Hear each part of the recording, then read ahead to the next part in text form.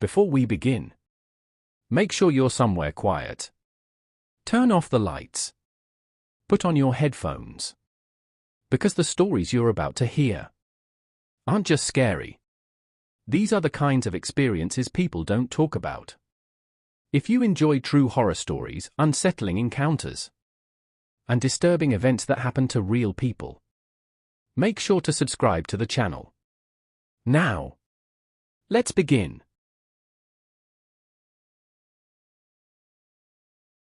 I never believed cemeteries were haunted. I worked nights for almost 3 years, and fear was something you learned to turn off if you wanted to survive. I'd driven through empty highways, broken down neighborhoods, abandoned towns, places that felt far more threatening than rows of headstones. The cemetery was just part of my route. At least, that's what I kept telling myself. I was 24 when this happened. I worked private security for a small company that handled overflow contracts. Places police didn't have time to patrol. Storage lots. Closed schools. Industrial yards. And yes, cemeteries. Most people don't realize how often cemeteries are vandalized. Drunks knocking over stones. Teenagers filming ghost hunts. Grave robbers looking for metal plaques. Once, even a couple trying to live out of their sick fantasies among the dead. So when my supervisor told me I'd be covering St. Bartholomew's Cemetery, night shift, 6 nights a week, I didn't complain. I should have. St. Bartholomew's was old. Really old.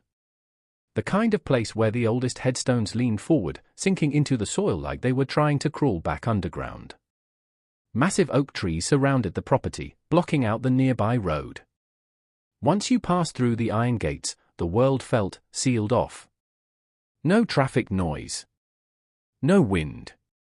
Just silence. My job was simple. Park near the caretaker's shed. Walk the perimeter every hour. Check the newer graves, those were usually the targets. Log everything. Go home at sunrise. The first 2 weeks were uneventful. Too uneventful. I started noticing things that didn't add up. Fresh dirt on graves that were months old. Flowers moved from one plot to another. Footprints that stopped suddenly in the middle of grass, like whoever made them just vanished. I reported it. The caretaker, an old man named Harris, barely reacted. Ground settles, he told me. Animals dig. Wind moves things. But animals don't straighten crosses. And wind doesn't stack flowers neatly at the foot of the wrong grave. The 3rd week, I started hearing noises. Not the usual night sounds. Not owls or rustling leaves. Breathing. It came from different places every time. Sometimes behind me.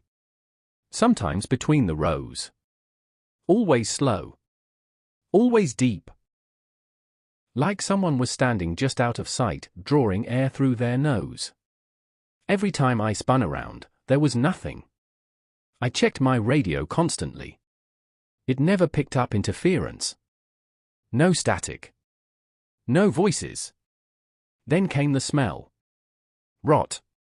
Not the normal earthy scent of a cemetery. This was sharp. Sweet. Wrong. It clung to the air and made my stomach turn. The kind of smell you only encounter once in your life and never forget. It started near a grave marked Elias Morrow, 1998 to 2023. A recent burial. I remember that name because the grave was always wrong. The soil never settled. No matter how many days passed, it looked freshly dug. Loose. Uneven. Darker than the surrounding earth. And every night, without fail, the smell came from there. On the 22nd night, I saw movement. I was doing my 2 a.m. round when my flashlight beam caught something near Elias Morrow's grave. At first, I thought it was a shadow from the trees. Then it moved. Something pale slid back into the darkness behind the headstone. I called out. "Security! Identify yourself!" My voice sounded wrong out there, Too loud. Like the cemetery swallowed sound but let fear echo. No response. I approached slowly, hand resting on my baton. Every step felt heavier, like the ground itself resisted me. When I reached the grave, the smell hit me so hard I gagged. The dirt was disturbed. Not like before. This time, it was sunken inward, as if something had pushed up from below. I backed away and radioed it in. My supervisor told me to stay put until morning. No police unless I saw a person. That's when I heard scratching. It came from beneath the ground. Slow. Deliberate. Fingernails against wood. I froze. The scratching turned into knocking. 3 dull thuds from inside the grave. I ran. I didn't care about procedure or reports. I sprinted to my car and locked myself inside, heart pounding so hard I thought I'd pass out. I sat there until sunrise. When Harris arrived that morning, I tried to tell him everything. He went pale. That afternoon, the grave was dug up. They didn't tell me what they found. But they closed the cemetery for 2 days. When it reopened, Elias Morrow's grave had a new concrete slab over it. Thick. Reinforced. No soil visible. Harris avoided me after that. I tried to quit, but the company needed 2 weeks' notice. That second night back, something was waiting for me. My car wouldn't start. My radio crackled for the first time. Breathing came through the speaker. Then a voice. Low. Wet. Familiar. Why did you leave me down there? The cemetery lights flickered on and off. And from behind the concrete slab, I heard scraping. Something trying to get out. I abandoned the job that night. 2 months later, I looked up Elias Morrow. There was no obituary. No death record. No burial permit. St. Bartholomew Cemetery removed his grave entirely. But sometimes, when I drive past old places at night, I smell rot. And I swear I hear knocking beneath the ground.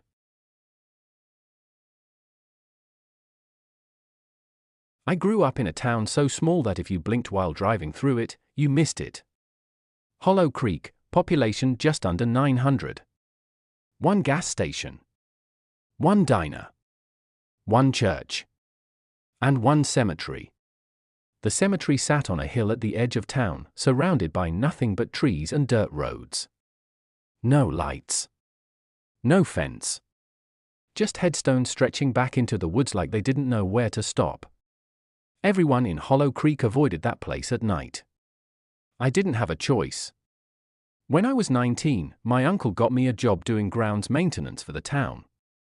Mowing public areas. Fixing signs. Cleaning vandalism. Easy money for a kid who didn't have many options. Part of that job included checking the cemetery after storms or reports of trespassing. At first, I only went during the day. But one summer, someone started stealing from graves. Not jewelry. Not metal. Personal items. Photos. Toys. Letters. Shoes left for children. That's when the town decided someone needed to watch the cemetery at night. And that someone was me. They gave me a flashlight, a radio that barely worked, and told me to log anything suspicious. No weapon. No backup.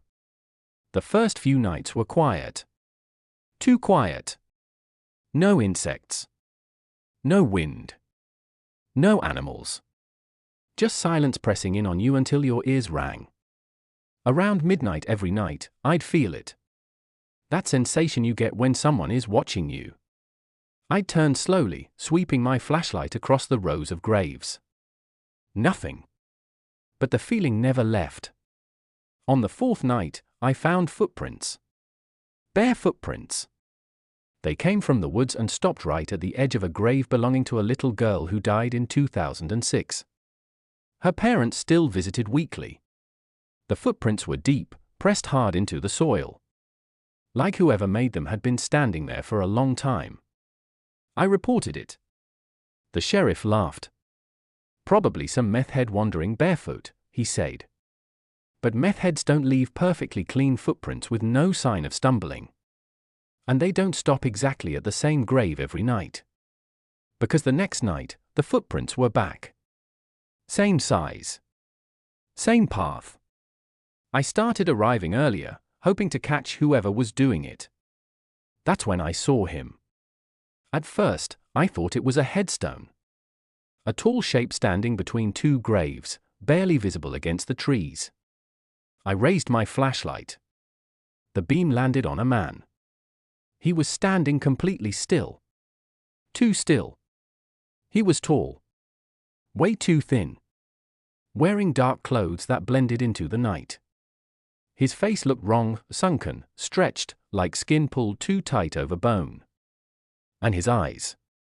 They reflected the light like an animal's. I froze. "Hey!" I shouted. "You're not supposed to be here." He didn't move. Didn't blink. Didn't breathe. I took a step closer. That's when he turned his head. Slowly. Too slowly. His mouth opened. But no sound came out. Instead, I heard whispering all around me. Not from him. From the graves. Hundreds of overlapping voices, all speaking at once, too quiet to understand but loud enough to feel inside my skull. I ran. I didn't look back until I reached my truck. The man was gone. I told the town council everything. They didn't fire me. They told me to stop watching at night. A week later, a child went missing. They found her shoes at the cemetery. Right by that same grave. The sheriff reopened the night watch. I refused. That's when the knocking started. Every night around 1:17 a.m., something knocked on my bedroom window. Soft at first. Then harder. Always 3 knocks. I lived on the opposite side of town. No trees near my window. No explanation. One night, I worked up the courage to open the curtain. Standing in my yard was the man from the cemetery. Smiling. His mouth stretched too wide. Behind him, in the darkness, I could see shapes moving. Standing. Watching. I moved out of Hollow Creek the next morning. 2 years later, the cemetery was closed permanently. Official reason, land instability. Unofficial reason? Too many graves were being found empty. And no one ever found the night watcher. But people still see him on that hill. Standing perfectly still. Waiting for someone to come back.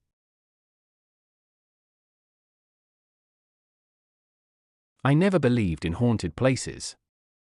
Not until I worked graveyard shift at Ridgeway Memorial Cemetery.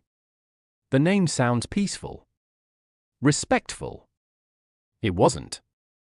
Ridgeway sat outside city limits, surrounded by woods and an abandoned highway that no one used anymore. The cemetery was old, older than most of the town. Some of the graves didn't even have names. Just dates scratched into stone, half erased by time. I took the job because it paid well and didn't require much work. Just patrol the grounds. Report vandalism. Lock the gates at dawn. Simple.